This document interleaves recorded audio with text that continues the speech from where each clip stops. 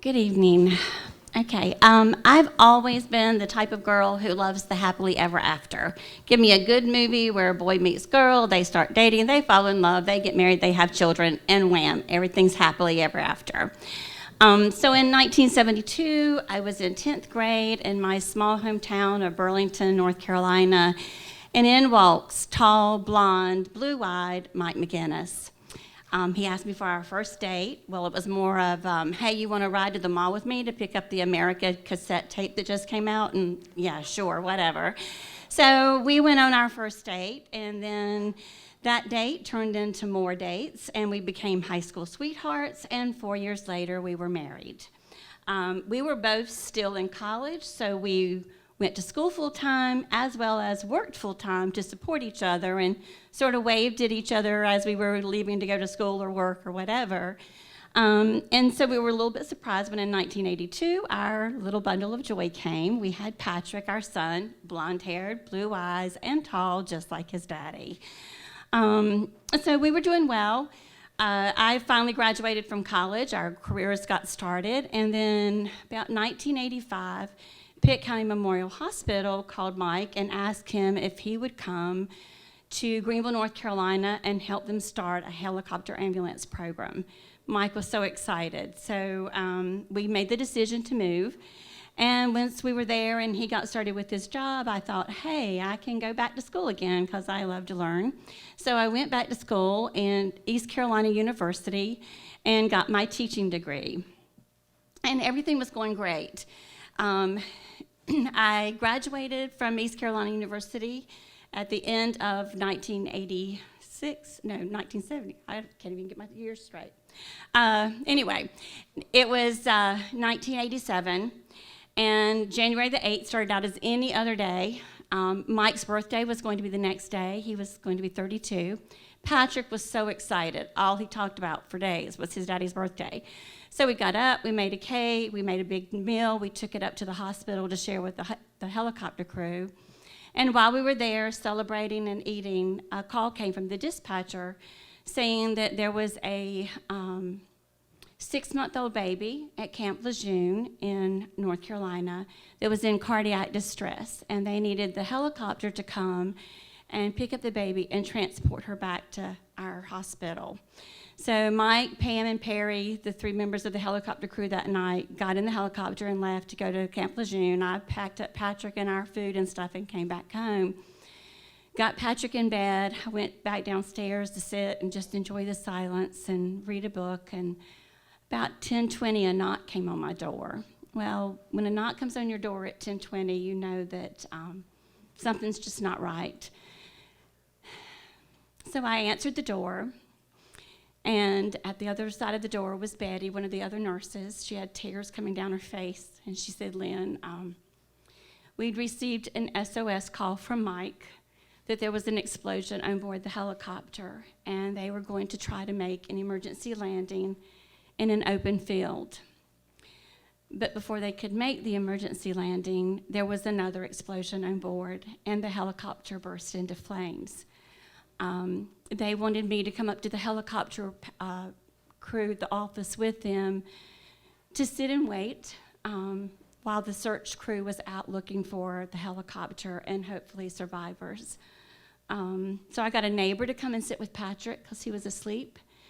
And I went up to the helicopter offices and walked in, and the silence was just deafening. No one knew what to say to the young mom, the wife. So anyway, I went in and I sat down and we waited. And within just probably 30 minutes or so, the call came that they had found the wreckage, but there were no survivors. Mike, Pam, Perry, and the baby had all perished in the helicopter crash. Life stopped. My heart stopped. It was just absolutely devastating. I knew I had, number one, 2 phone calls to make. I had to be the one to call Mike's parents and tell them that their son had died. I had to be the one to call my parents and tell them that their son-in-law had died.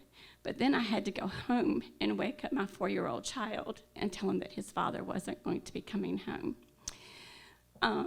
I don't remember a lot about the days and weeks that followed. Life was sort of a blur.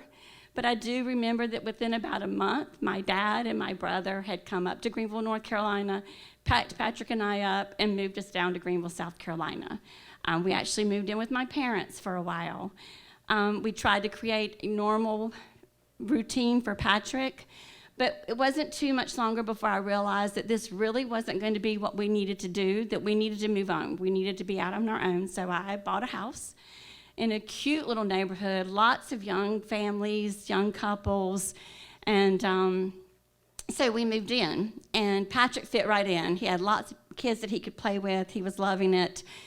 The couples became so protective of us. I was the only widow in the neighborhood, the only one that had a small child like that, and so they became very protective. We had been in the house for about 2 or 3 months, and my cousin calls one day, and she said, Lynn, she said, whenever you get ready to get back out there in the dating world, you need to let me know. And I'm like, no, I'm not ready for this. And she said, well, but now when you're ready, I have the man that you are supposed to be with for the rest of your life. And you need to give me the call first before you get out there on your own. I'm like, yeah, okay, Dean. And so I hung up, but the seed had been planted. So I started thinking about it for a month or so, and I finally called her back and I said, okay, this is the deal. You can give him my name and my number, and he can call me on the phone, and we'll see how it goes for there. So March 1988, one night late in the month, Steve Murrell calls me up on the phone, and we had a conversation that lasted 2 hours. It was an instant connection. We had the same beliefs. We had the same faith in God. He had been married before. He had a small child. I'd been married before. I had a small child. We liked the same kind of music, and we both had this really weird sense of humor that just sort of went along with really well with each other, but we got on each other's nerves quite often too. But it was a great match. And so for a couple weeks, we kept talking on the phone. And then after he asked to see a picture of me, he asked me out for our first date. So I got a little nervous, and so I started talking to some of my friends in the neighborhood, and they're like, Lynn, I don't know if you're ready for this. And one of my neighbors is like, you need to get a background check. I've got a friend, and he can do it for you. We need to know everything about this man before you go out on your first date. And I'm like, let me go on the first date first and see how that goes, and then we'll go from there. So April, we're getting ready to go on our first date. Saturday afternoon, Steve's driving up into our neighborhood, and all of a sudden, all of my neighbors are like standing out in their driveways. They're just standing there. They're not talking to each other. They're just standing there like, yeah, okay. And Steve's noticing it. He's like driving slow and looking at people on both sides of the road, just staring at him. Then my phone rings, and I go and answer it. Lynn, he's in the neighborhood. Lynn, he's driving up in your driveway. He is in a red van. Lynn, he's getting out. Lynn, he's carrying a red rose in his hand. And so Steve came on in. He met my son, Patrick. And then we went out for a very nice evening. We had a nice dinner where we just really had time to get to know each other a little bit more. And after that, we dated more. But with 2 children, we thought we need to take this a little slow because they need to get to know each other. So we introduced our children. They started going out and doing things with us. Then our families met. In May, he asked me to marry him. It wasn't real slow, but we got engaged in May. And then I thought, well, he needs to go up and meet the McGinnises because if he's going to have a part in their grandson's life, they need to know him. So we drove up to North Carolina. He met them. They loved him too. And came back home. We sold 2 houses, started building another house so that we had a home that was ours with our children. And then I started pulling away. I got really scared. I started having a lot of guilt and thinking, hey, Lynn, you can't be happy. You can't go on with life because there's no might. You don't have your happily ever after anymore. How can you do this? And started feeling really, really bad about it and started pulling away from Steve, and I felt bad about that too. And so I drove down to Anderson one day and had a conversation with my brother-in-law, and he sat me down and he said, Lynn, he said, you know, you and Mike had this conversation before, that you're young, and if something ever happened to him, you were to go own. You were not to just stay in your own little area. You were supposed to get out, find somebody else, fall in love, and have a family for you and Patrick. And so I felt better. Came back. August 27th, 1988, we were married. So it's been almost 32 years.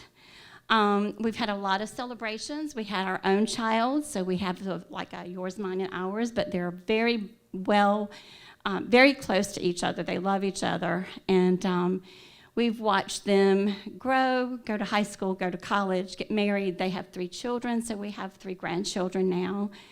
And this love, this second time around, has shown me that I didn't have to forget the first love. Steve made sure that we did not forget the first one. We go up to memorials and anniversaries of Mike's death, and we take the whole family because he is a part of our life.